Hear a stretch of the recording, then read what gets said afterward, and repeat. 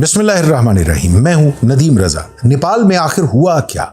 नेपाल में वो हुकूमत जो ये ख्याल करती थी, जो ये समझती थी कि मेरे बगैर ये निज़ाम, ये सिस्टम, ये हुकूमत कुछ भी नहीं चल सकता, ये रियासत मरहूने मिन्नत है हमारे, हम इक्तदार वालों के, हम इख्तियार वालों के, हम मुख्तार कुल हैं, हमारे बगैर ये निज़ाम, ये कुदरत, ये सिस्टम कुछ भी नहीं चल सकता।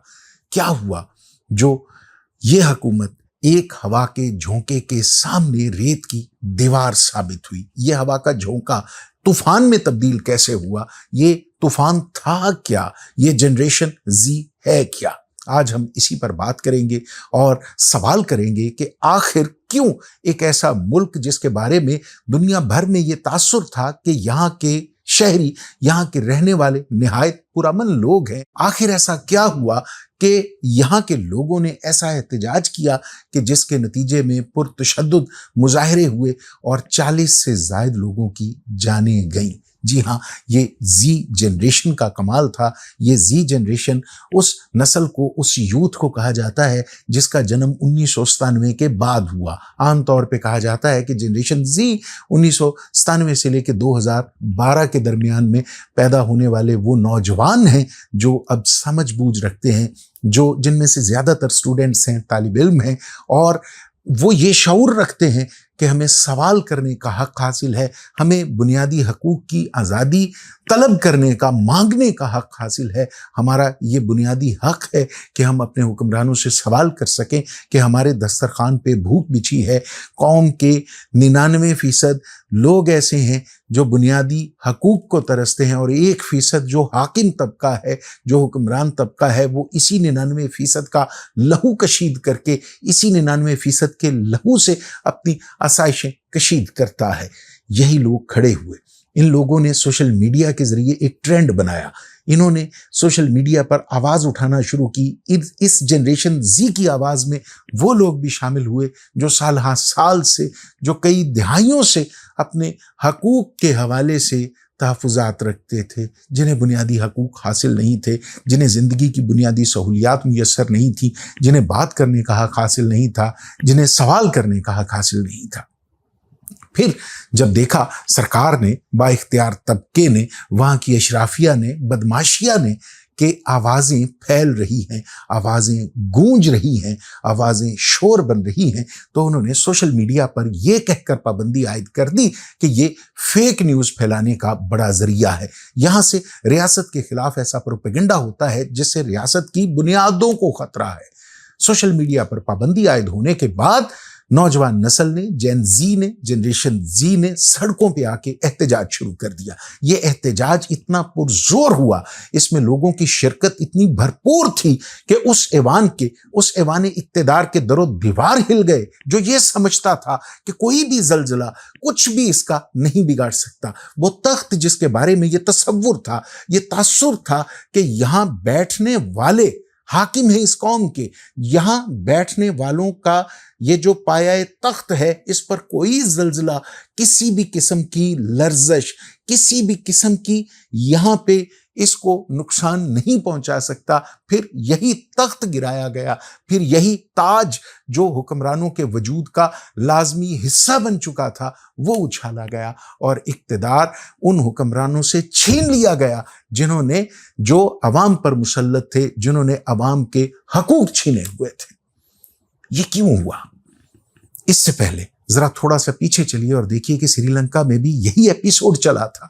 राजापक्सा का खानदान किस तरह से मुक्तदर था, किस तरह से अवाम से उनके बुनियादी हकूक छीन कर अपनी आसाइशों का एहतमाम कर रहा था। वहां भी इसी तरह से लोगों को, जो अहले इक्तदार थे, जिनका ताल्लुक अशराफिया से था, जिनका ताल्लुक बदमाशिया से था, जो वहां पे दर हकीकत तमाम तर आसाइशों के बेनिफिशरी थे, उनसे इक्तदार छीना गया, बल्कि उन्हें गलियों में घसीटा गया, निशाने इबरत बनाया गया।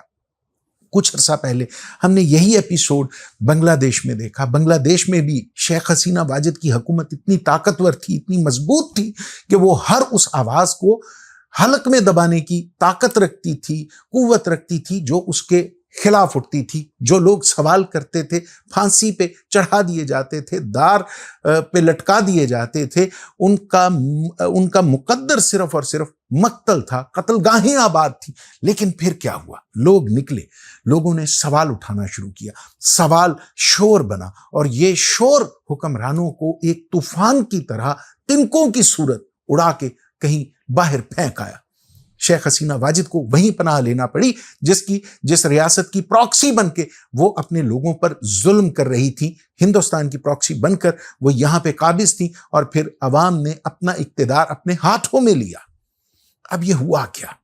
कि किस तरह से हुआ? तीनों मुल्कों की मिसाल हमारे सामने है। तीनों मुल्कों में खास तौर पे आप नेपाल की मिसाल ले लीजिए। यहां सोशल मीडिया पे जो तहरीक चली उसमें 2 हैशटैग बार बार दिखाई दिए, और इन्हीं 2 हैशटैग्स के नीचे ये सारी की सारी तहरीक चल रही थी, नेपो बेबी और नेपो किड्स, जिसका मतलब ये था कि अकरबा परवरी और नस्ल दर नस्ल हुक्मरानी हम तस्लीम नहीं करते। वहां भी यही था। खानदान थे, मखसूस खानदान थे, जो मुसलसल हाकिम थे, जो मुसलसल हुक्मरानी कर रहे थे। बाप के बाद बेटा, बेटे के बाद उसका बेटा, भाई, चचाजाद भाई, फलां फलां फलां। वही मुक्तदर अशराफिया थी, मुक्तदर हल्के थे, मुक्तदर तबका था, जो बंदर बांट करके अवाम के, रियासत के सारे वसाइल लूट रहा था। यही खेल बांग्लादेश में था, और कुछ ऐसा ही श्रीलंका में था।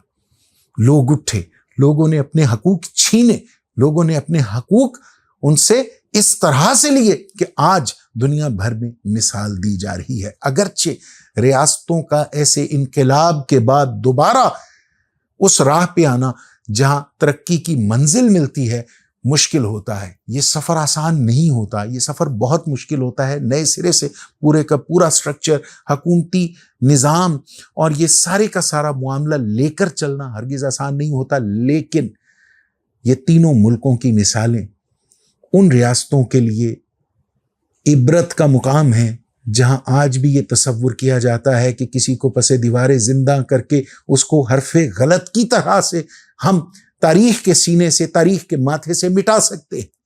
ताकत के जोर पे जो ये समझते हैं कि हम लोगों को दबा सकते हैं, हमारे सामने किसी को बोलने की जुर्रत नहीं है। जुर्रत आ रही है। सवाल करने वाली नस्ल, जनरेशन जी कुछ नहीं देखती, वो अपना हक मांगती है। वो ये चाहती है कि हमें जो खुदा ने अता किया है, हम यानी सवाल करने का हक, अपने वसाइल को लूट खाने पर सवाल करने का हक, हम ये नहीं छोड़ सकते, हम ये विड्रॉ नहीं कर सकते। अब अगर हम इसी तनाजुर में पाकिस्तान के हालात देखते हैं तो हमारी सरकार को इससे सबक हासिल करना चाहिए, हमारे हुक्मरानों को, जो ये समझते हैं कि ताकत के जोर पे इस जनरेशन को दबाया जा सकता है, इस यूथ को दबाया जा सकता है। नहीं, ये आप नहीं कर सकेंगे।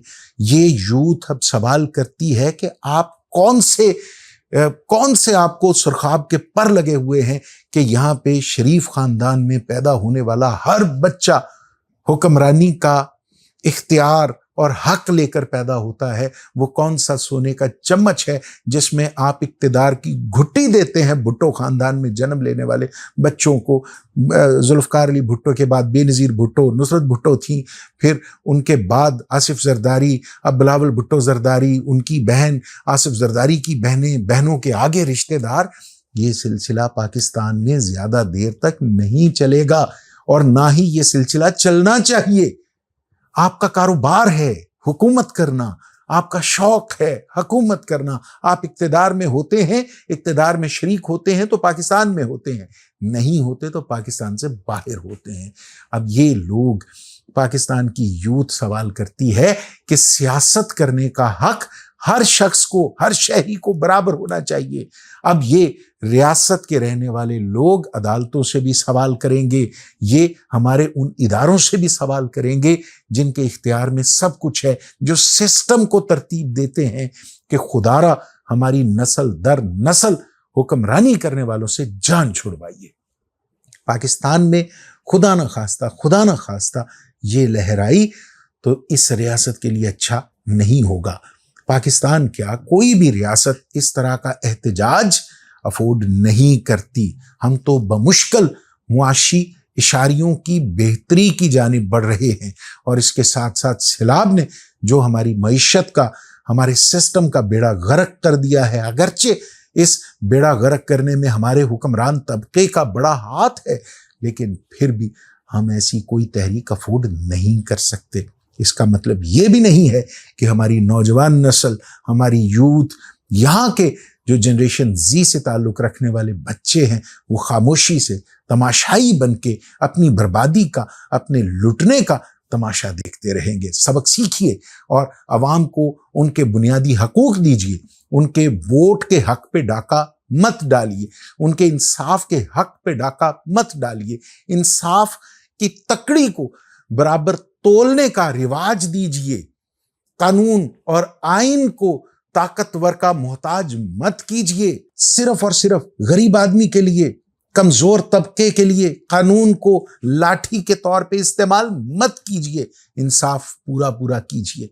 अल्लाह ताला हमारी इस रियासत को हर तरह की मुसीबत से, परेशानी से महफूज रखे और सबसे बढ़कर उन हुक्मरानों से महफूज रखे जो अवाम की ताईद से हुकूमत में नहीं आए।